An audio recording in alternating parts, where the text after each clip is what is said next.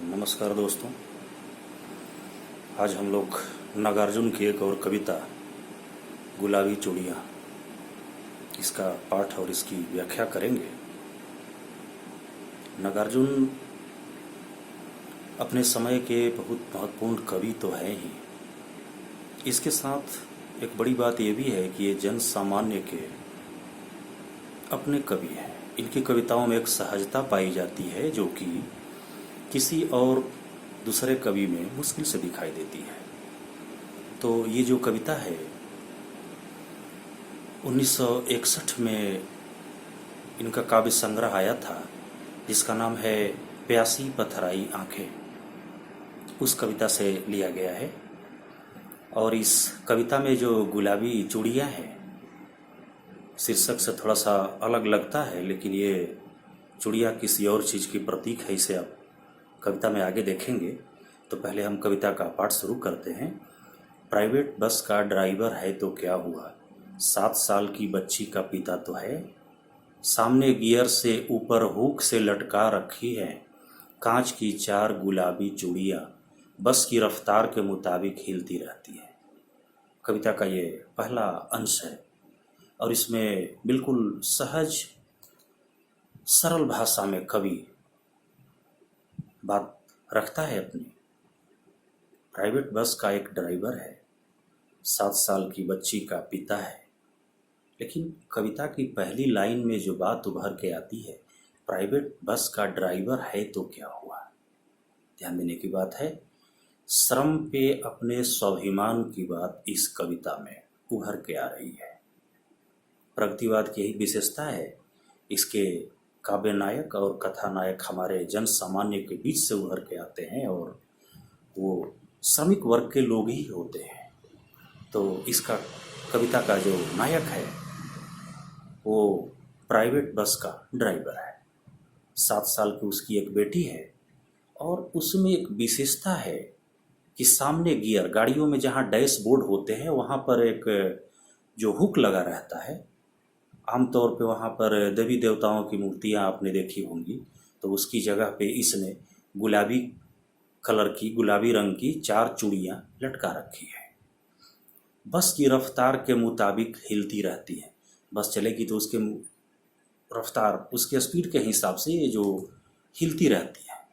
कहीं कभी एक छोटा सा संकेत इसकी ओर दे रहा है कि ये बस इसी एक दुनिया का प्रतीक है जिसमें तमाम रास्तों पे चलते जाने और हिलते डुलते झंझावातों के बीच भी कोई चीज केंद्र बिंदु बन के संवेदना में झूलती रहती है।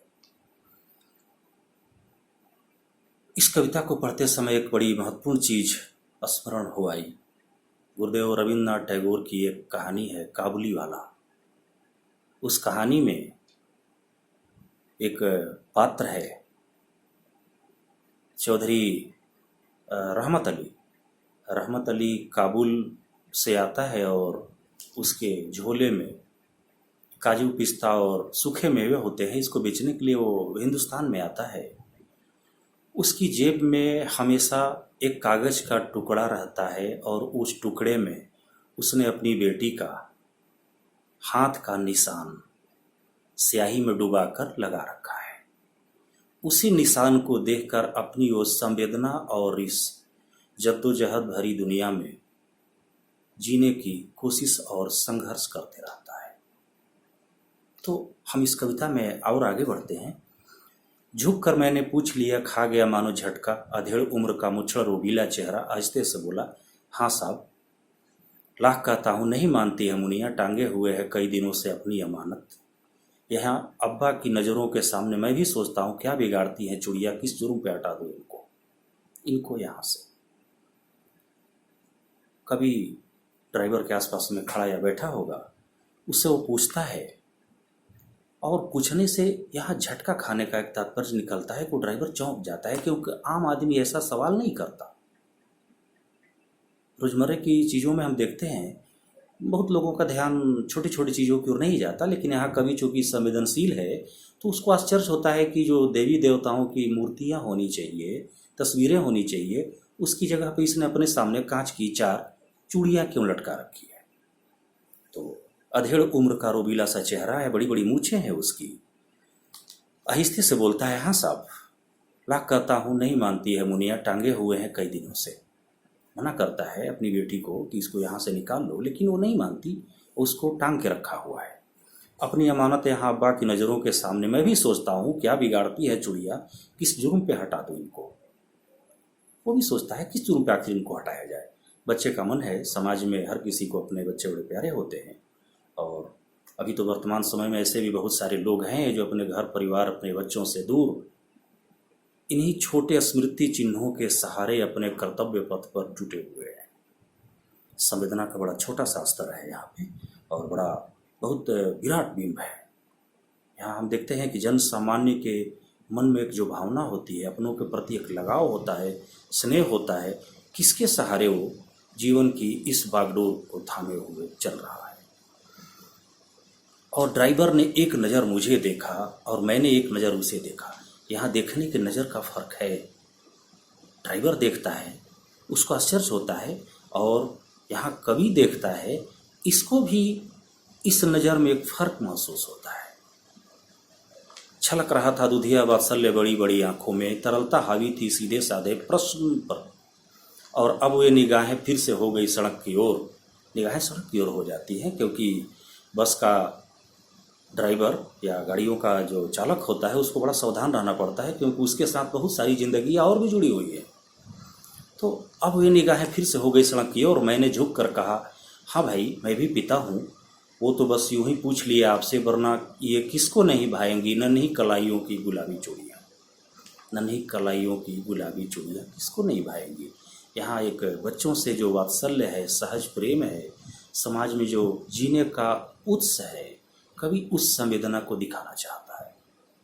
कविता बहुत सहज है, बहुत सिंपल है, इसमें कहीं से कोई जटिलता या कठिनाई नहीं आती, लेकिन इसी कविता के माध्यम से संवेदना का जो एक स्तर कवि दिखाना चाहता है वो यहाँ बहुत महत्वपूर्ण है।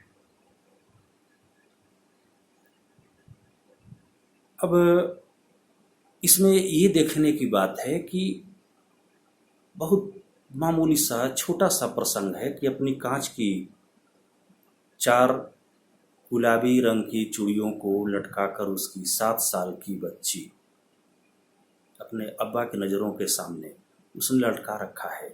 एक दूसरे से दोनों का प्रगाढ़ संबंध दिखाता है।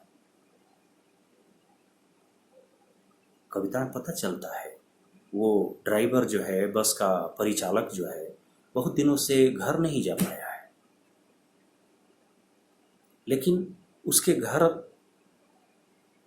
घर से वहीं 4 चूड़ियाँ उसको जोड़ कर रखती हैं। कवि यहाँ दिखाना चाहता है संवेदना ही इस कविता का मूल विषय वस्तु और केंद्रीय भाव है। कवि यहाँ जन सामान्य के मन में समाज के आम आदमी के बीच का एक सामान्य सा चेहरा है, उसको इस कविता के माध्यम से रखने की कोशिश करता है। और आधुनिक संदर्भों में अगर इसको हम जोड़ें तो ये कविता बड़ी खूबसूरत हो जाती है, क्योंकि इसी तरीके से बहुत सारे मुनिया और बच्चियों के पिता अपने घर परिवार से दूर छोटे छोटे स्मृति चिन्हों को अपने जेब में और अपने साथ सहेजे हुए अपने कर्तव्य पथ पर जुड़े हुए हैं। तो कविता बहुत सहज है, बहुत सरल है, और ये हमारी संवेदना को उभारने का काम करता है।